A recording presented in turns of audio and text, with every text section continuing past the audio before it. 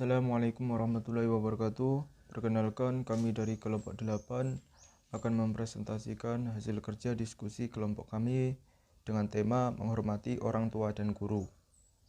Orang tua merupakan orang yang telah melahirkan kita, merawat, membesarkan, serta mendidik kita mulai sejak dari dalam kandungan sampai kita dewasa.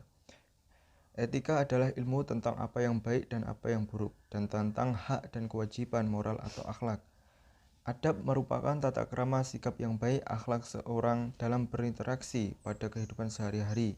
Namun dalam bahasa Arab, adab anak terhadap orang tua disebut sebagai birrul walidain.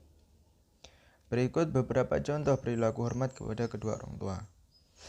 Yang pertama, tidak memandang kedua orang tua dengan pandangan sinis. Selanjutnya, tidak mengungkit-ungkit kebaikan kepada orang tua, harus berbakti kepada keduanya, mendengarkan perkataan mereka, mematuhi perintahnya, tidak berjalan di depan kedua orang tuanya ketika beliau duduk, tidak mengeraskan suara melebihi suara kedua orang tua demi sopan santun terhadap mereka, menjawab panggilan mereka dengan jawaban yang lunak, berusahalah keras untuk mencari keridhaan kedua orang tua, bersikaplah rendah hati dan lemah lembut kepada kedua orang tua seperti melayani mereka. Yang selanjutnya ada dasar hukum berbakti kepada orang tua. Salah satunya dalam Al-Quran Al-Isra ayat 23-24.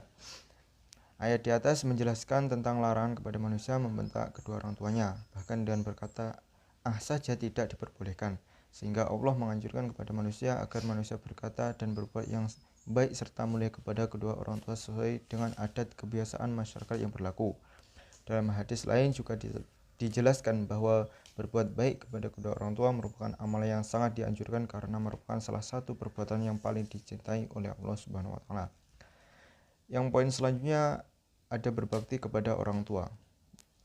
Birrul walidain adalah berbuat baik kepada kedua orang tua, menunaikan hak orang tua dan kewajiban terhadap mereka berdua. Tetap menaati keduanya, melakukan hal-hal yang membuat mereka senang dan menjauhi berbuat buruk terhadap mereka.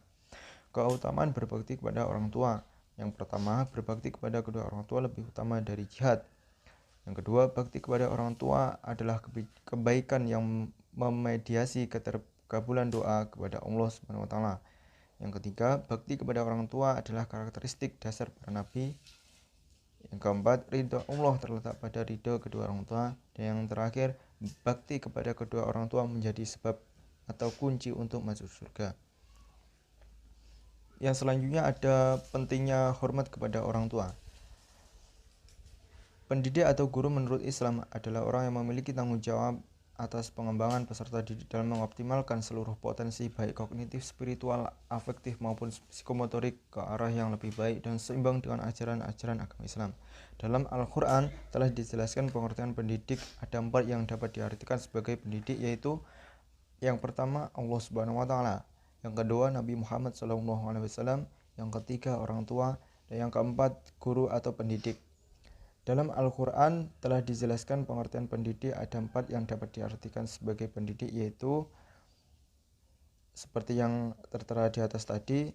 Yang pertama Allah Subhanahu wa taala, yang kedua orang tua, yang ketiga Nabi Muhammad, dan yang keempat guru atau pendidik. Nah, poin yang selanjutnya ada dasar hukum hormat terhadap guru. Dasar hukumnya terdapat dalam Al-Quran surat Al-Kahfi ayat 66-70. Menurut tafsir Al-Qurtubi, dalam ayat di atas terdapat urgensi penting dalam pendidikan, yakni pentingnya adab yang baik dan seorang yang sedang menuntut ilmu hendaknya mengikuti atau memiliki seorang panutan atau guru. Yang selanjutnya etika hormat terhadap guru. Yang pertama ada qudlu atau sopan santun di depan guru. Yang kedua duduk yang baik ketika pembelajaran berlangsung. Yang ketiga memperhatikan dengan baik terhadap apa yang dikatakan oleh guru. Yang keempat tidak memuji ulama atau guru lain ketika sedang dihadapannya, karena dikhawatirkan guru akan salah paham atau berpikiran sesuatu sedang mencelanya. Nah, dari gambaran tersebut mengenai contoh menghormati orang tua dan guru. Mungkin itu saja yang bisa kami sampaikan. Apa ada kurang lebihnya kami mohon maaf ya sebesar-besarnya. Akhirul kalam. Assalamualaikum warahmatullahi wabarakatuh.